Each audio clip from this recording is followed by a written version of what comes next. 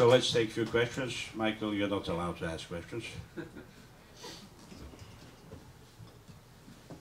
Yes?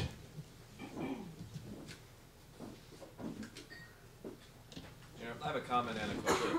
First of all, I heard you talk about this a little bit earlier, and I think it's really refreshing to hear someone talk about radical politics in a more ecumenical fashion than we're used to in anarchism. A lot of us have been at this for a long time, and heard a lot of talk about unbridgeable chasms and you know, all of these problems that become these really kind of dogmatic sects that people kind of corner themselves into. It's nice to hear anarchism articulated in a way that doesn't sound like that. Secondly, I was wondering if you'd ever read anything about especificismo and their ideas of social insertion, because it sounds very similar to accompaniment. Yes, especificismo is a beautiful practice invented, in a sense, by anarchists from Uruguay, and practiced by many anarchists, including the anarchists in Brazil, in southern parts of Brazil. Especificismo means exactly what you described, and I think that especificismo is a good idea. Especificismo basically means insert yourself, form a revolutionary organization, and insert yourself into a popular organization of struggle. Accompaniment is slightly different, because accompaniment means go there with the people, understand what people are doing, and through the relationship with the people, you are going to come out with a certain practice and a certain idea. So especificismo actually is about going with a definite idea to the people. And I think that could be a nuance. But I definitely think it's a very useful idea.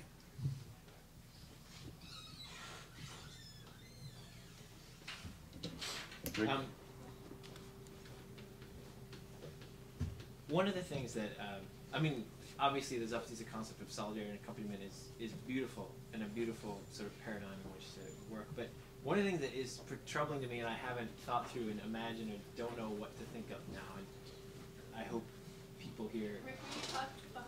Okay, yeah. One thing that has been poisoning me for the last 7 years, dealing with this concept of solidarity, is that, I mean, we face now as Americans, I mean, two different, linked, but very separate kinds of struggles. I mean, on the one hand, domestically, there are lots of struggles that it's possible to accompany inside the U.S. There's a financial crisis. There's movements around housing and all sorts of different things that you can accompany here. But we're involved in imperial wars in Iraq and Afghanistan. They're killing millions of people, and there is no movement to accompany in Iraq. We're not invited to, and even if we were, there aren't movements to stand with there. And I remember I was in Palestine, and there were, and I visited the Independent Media Center in Jerusalem, the Israeli Independent Media Center, where it's with Israeli anarchists who were making videos, like political videos, and their political videos were about animal cruelty. That was the issue that they had chosen to organize around. And the Palestinian activists I was with at the time said, "You have no right to organize around animal cruelty when you're an Israeli living inside a country, and through your life and your through your existence, you are reinforcing an occupation that systematically oppresses millions of people in this, an act of colonialism." So I mean, how do you think that? Not an easy one to think.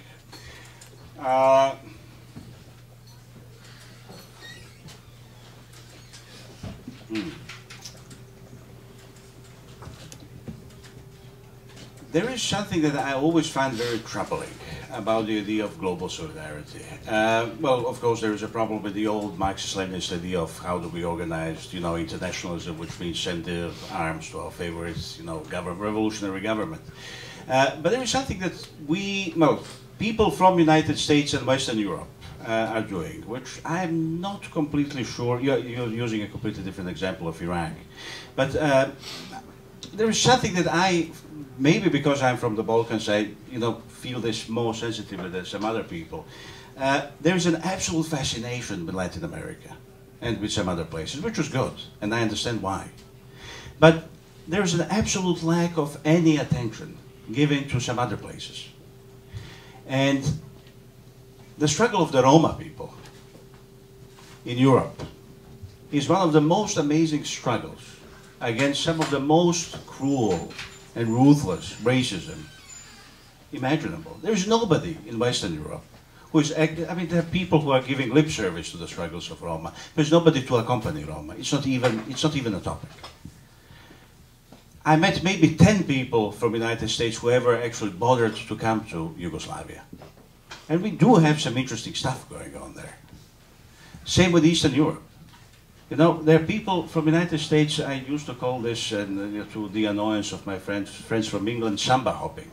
You know, there are people who are just going to these beautiful places where everything is sexy, workers are occupying factories, we can dance with the Zapatistas, we can do all, yeah, I mean, yes, and that's a great thing. But we also need to figure out ways of engaging with people who are not in Latin America, who are not occupying factories in Argentina, having beautiful assemblies, people who suffered the situation of total defeat and who are nevertheless resisting. And this is practically, I mean, you know, if you think about it, this is the rest of the world.